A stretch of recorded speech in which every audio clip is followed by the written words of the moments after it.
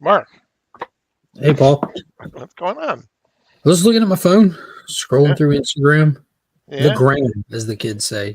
exactly. I mean, you surfing the interwebs. Yeah, yeah. We are done with the Joker year one, so we're moving on. There's a little bit of time between what's coming up next, which is probably going to be Absolute Power, I would assume. Probably. We'll talk about that more as the weeks go along. So we decided we're going to go back and we're going to take a look at the first 6 issues of the new Wonder Woman by Tom King and Danielle Sampere.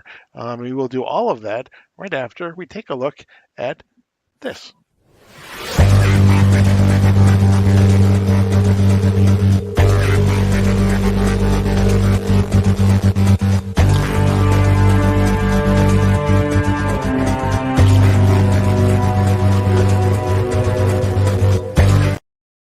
So you can always tell when I'm not ready to play the intro because I make my words go very Oh, slow as we as we lead into it.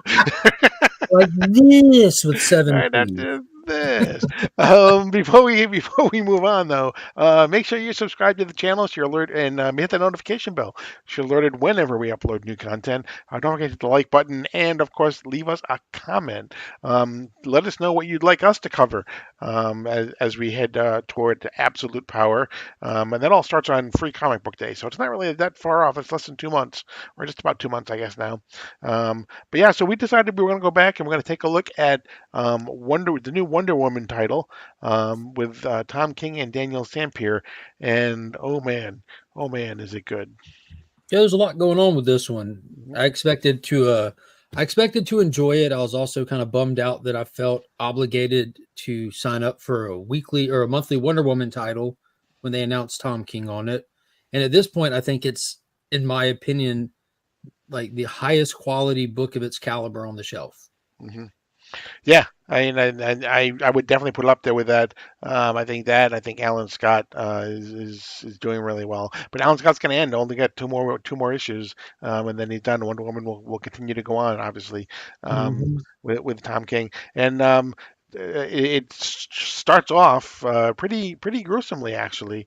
It starts off there is a fight in a bar where an Amazon basically kills all of the men. Yeah, that was the whole catalyst for this arc is a bar brawl that leads to death. It becomes nationwide news, and the deaths trigger response from the population and the government, and then the government really stokes the fire. There's this group that takes this as an opportunity, and they use it to their full advantage to stoke the fire of fear, anger, hate, like rage, just any emotion you can think of. They made sure to magnify it with all the tools at their hand and kickstart annexing the Amazons from America until they can find the person responsible for this gruesome attack. Mhm. Yeah, and I mean, this might be the place to put it. Tom King, I think, is very definitely holding a microscope to the world at large as he's doing this as well.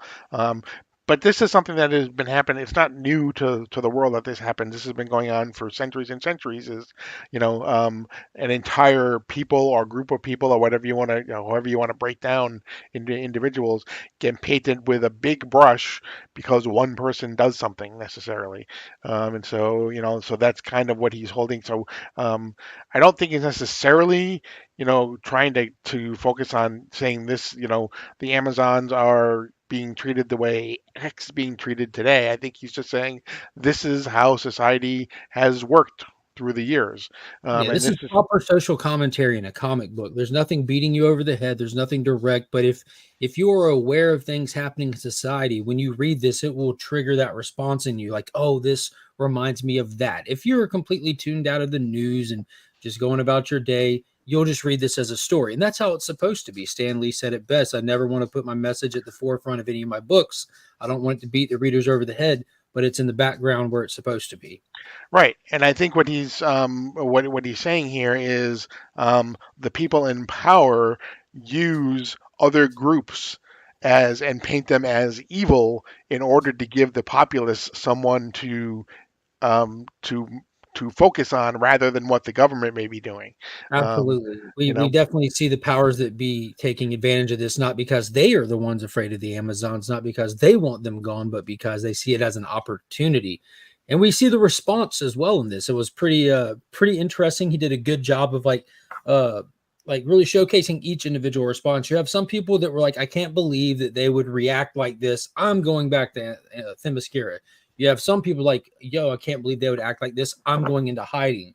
Then you Mhm. have some people. We even had a showcased a couple that said, "I can't believe they're acting like this. We're not leaving our home. We're staying right here, 10 toes down." And that's what kind of leads to like the almost like the tragedy of this issue, where we see that and when it came to the government, there was a single person who was put in charge of the response team to go address and get rid of the Amazons, and that's none other than Commander Steel. He goes back way in comics, and it's a character we hadn't seen in a while. It's just, pretty much is just a military dickbag in this who has the ability to have he has a weaponized hand, but he's leading a response team, tactical military style response team that is upgraded with weaponry that is capable of harming Amazons. They're tougher than your average Joe, and you can shoot them all you want. It really doesn't do anything, but they have upgraded bullets and stuff like that that are capable of hurting them. So when this response team goes to these Amazons that refuse to leave, the Amazons respond like they would, confidently, strong, knowing that we you can't make us leave. And unfortunately, it cost one of them their life in the extraction. And about this time is when we have to address the elephant in the room. Up until now in the story, we haven't seen Wonder Woman, and now Diana is at a point where she knows she has to step into this whole debacle. Mhm.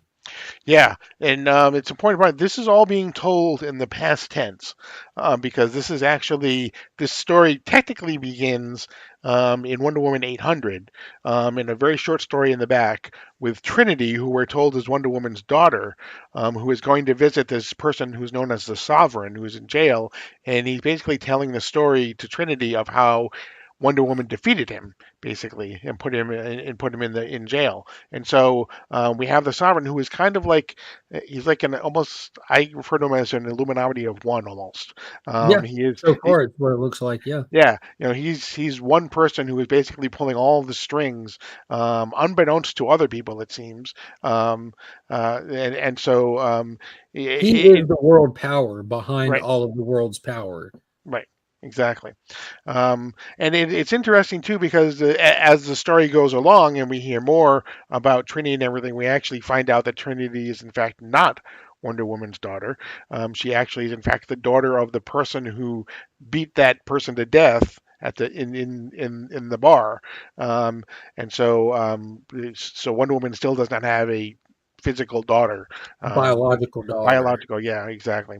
Um, uh, but the thing that I really liked about it is almost, although this is six issues put together, each separate issue can really stand on its own because of the way it was formatted or because of something that Tom King does in laying out the story. There's a story of we get all of Wonder Woman's allies come together. She wants to go and she wants to be the one to fight this. She doesn't want any help. She says, "I will take care of this. I will do this. You guys need to stay out." And so what they do is they decide in one of the issues that each of these allies are going to duel with her in a different way, and if any of them win, then they're able to join the fight with Diana. And through each of these, whether it's through speed or um, marksmanship or Combat fighting agility. combat, whatever it happens to be, including the last one that Donna Troy thought she had finally found a way. She plays a video game. And we find out that Wonder Woman had actually thought enough ahead, kind of was like the Batman and thought ahead about how, what weapon or what would Donna choose to fight me in order to try to defeat me so that she could actually come along. And it was video games, and so Diana had spent a long time with her video game skills.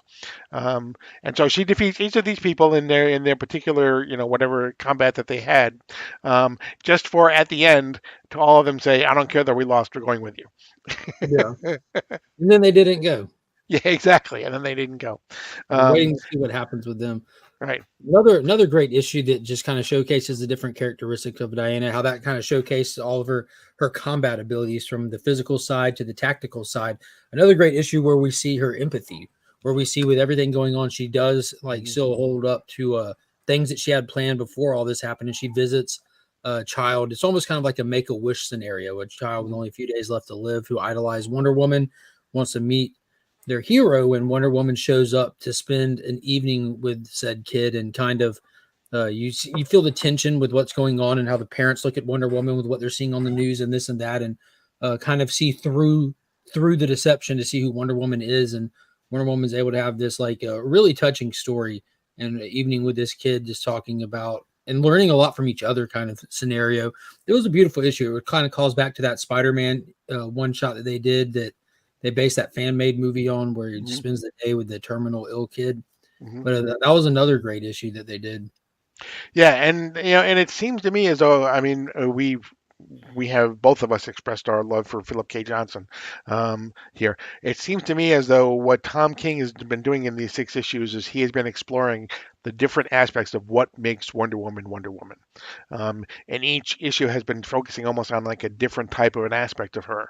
And it She really all has built up to number six. That whole idea exact of it, like, in it capped it all off with a single dialogue bubble that we can only describe it as she's just Wonder right. Woman.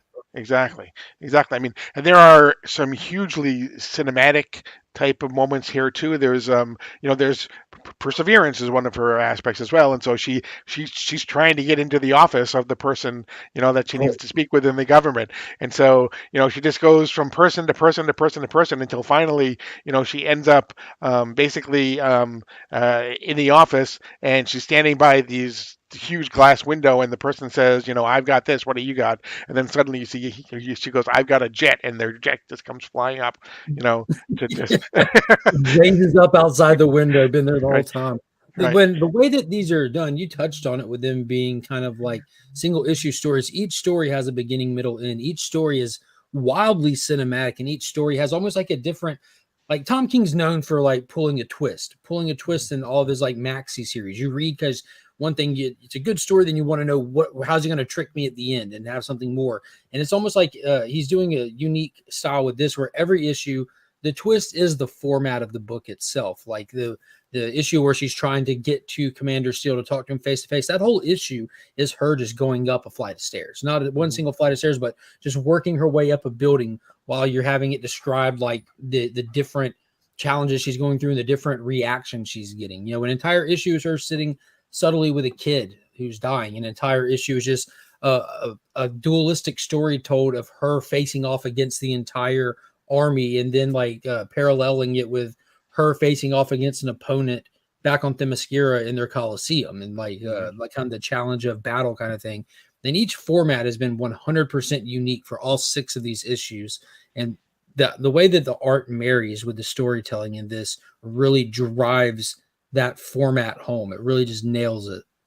Yeah, absolutely. I mean, this is one to me that, even if you have the issues, this is one to me that I think I want to get the collected edition too, because, I think to what we've been saying is, if you want to know, what is the essence of Wonder Woman, just get this collected and just read all 6 of these issues together in one sitting, and you will know everything you need to know about, why Wonder Woman and who she is, and why she is such, an important part of the DC universe and comic history as a whole, because he just knocks it out of the park in here. And in the last issue, issue 6, that's the big down drag out fight. If you're looking for a cinematic battle, that basically she fights against 6, I think it is, 6 of her. Some of them, she's fighting. She has Doctor Psycho who's attacking her. The Angleman, Exactly, Angleman. We have Giganta. We have We have everyone. Um, Nita, um, Spawn, Gigant. Yeah, yeah, there's a lot of them. Commander yeah, Steel. yep. So that and so that's really where the issue kind of ends. And then she just basically collapses at the end, and we'll see what goes on from here. Then there have been some backup stories as well, and Tom King has written several of these too. And kind of playing off of the Super Sons kind of thing. He's done some with the Trinity, but when you talk about Trinity, he's talking about Trinity not only as a younger girl, but also the Trinity of Trinity, the character, as well as Damien and Jonathan Kent, and how they kind of interacted when they were young, and how the two of them had to babysit her, and how that was good. So there's some kind of fun stories in the back as well, if you're looking for that. But yeah, I personally can't say enough about these issues. This is something that is, if you're whether or not you're a Wonder Woman fan, if you're a comic book fan, these are comics that you really need to be reading. Yeah, I said it after I read issue 6. Wonder Woman's not my favorite character, but this is definitely the best book on shelves right now. Hmm. Absolutely. Now that the 6 issues are out, like definitely go check for a collected volume. I'm sure it's coming. Hmm. So don't miss this. This is a unique comic. These happen every so often where you're just every issue just kind of leaves your jaw on the floor. Like, how did that just happen? Right, right. And if you remember, I mean, it wasn't until almost till like Tom King's Supergirl was over, but that everyone was talking about how wonderful it was. These we're telling you now, we're in the middle of them. These are wonderful. You need to get these. So. Yeah, that's a good point. Like this, and he has his tropes about him. Tom King definitely has his tropes. He has his detractors and everything. But anybody that reads enough Tom King, especially over the last 2 years, you would know that he changes his tropes drastically when he Mhm. changes series, and he's been doing that. And really, Supergirl, Woman of Tomorrow was the start of him changing very definitive tropes in his stories, so that you're not getting the same like Mr. Miracle, Strange Adventure Right. style book every time. And Wonder Woman, what he's doing, he's not doing in any other book. Go check it out. Absolutely. So yeah, tell us know and leave in the comments. Let us know if you're reading Wonder Woman. Let us know what you thought of the first 6 issues if you have. If not, let us know if you'll be picking it up now. So, but don't forget to subscribe. Don't forget to like. Don't forget to hit the notification bell. And like I said, leave a comment. But that's going to be it for this edition of DC Comics Deep Dive. As always, I am Paul. He is Mark, But we are Legion. and you're now leaving Sector 20.